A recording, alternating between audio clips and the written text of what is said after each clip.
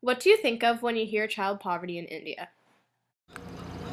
I think of kids that are very unfortunate but are still content with their lives.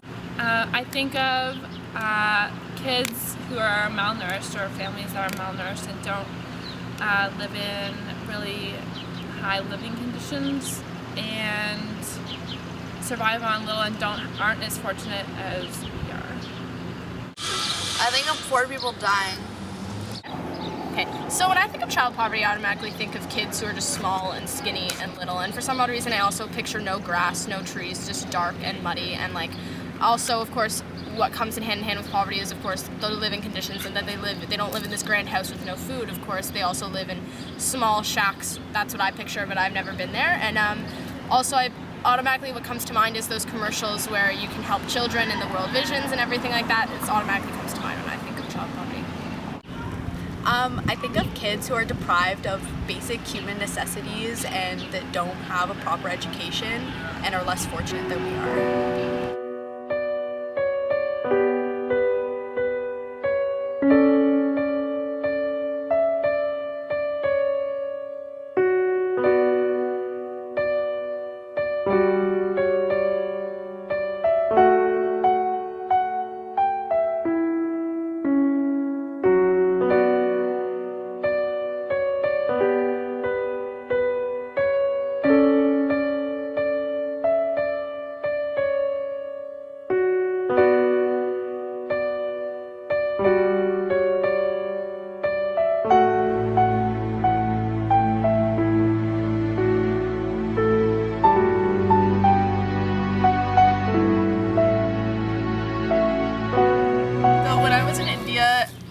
I visited a village called Lole, which is in the mountains, and it's very poor, and the kids come from all different surrounding villages, and some of them have to walk hours to get to school. Our group walked, I would say, about 2 hours to get to one of the teachers' homes because she invited us for a meal there, and then 2 hours back. And she was telling us that there were kids who lived further than that, and the walk was really strenuous. It was up and down hills, and I just couldn't believe that there were kids who walk farther than that every single day just for the privilege of having an education. So one morning we went to a mass an early morning mass at 6 o'clock in the morning. So we had to walk there around 5. So when we were walking through the streets, everybody who lives on the streets was still sleeping. And it was completely a complete shock to me to see a mom laying on literally her house was a piece of cardboard on the ground, and she's laying with 3 kids beside her, and one's just wearing a diaper and the other one's wearing a shirt. They're barely clothed, and they actually that was their home, on the street, on this piece of cardboard, nothing on top of their heads, and they slept there all night. 3 kids slept on the street all night. It was it's just, I don't even know. It's you can't even have words for it. It's just horrible.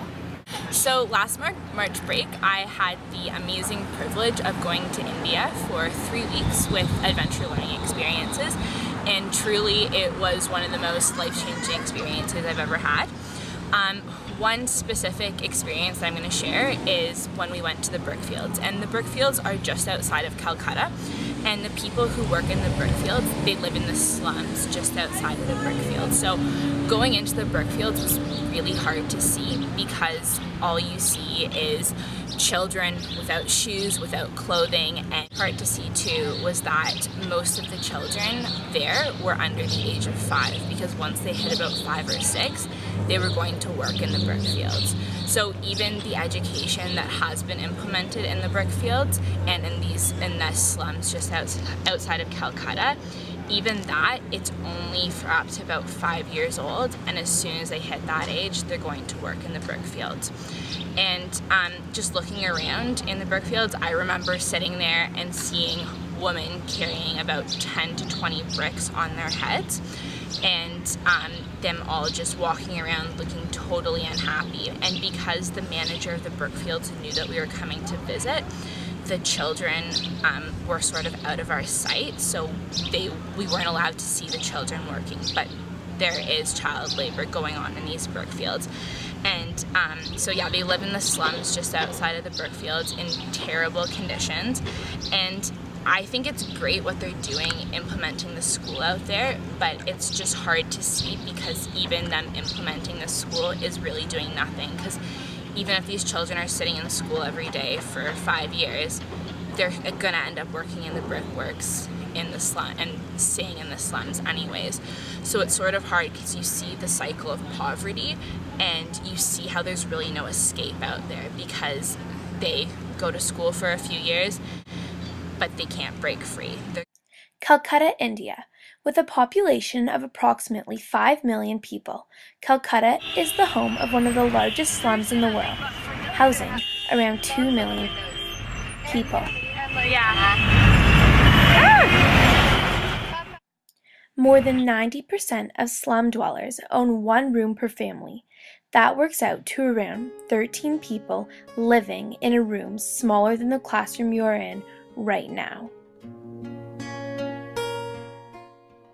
A large proportion of this population is made out of children living without basic needs such as food, water, sanitization, or even a toilet.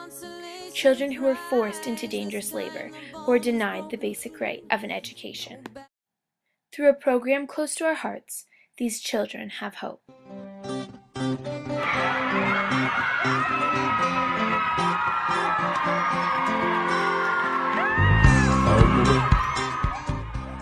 The Rainbow Program was founded in 2002 at Loreto Cialta.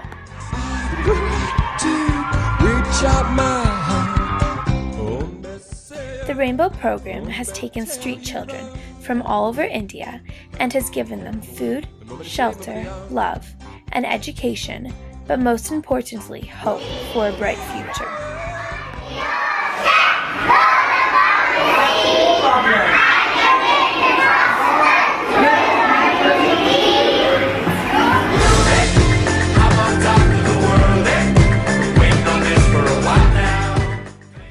Founded by Sister Cyril, a Loreto nun, this act of good ethics will make a difference in thousands of people's lives.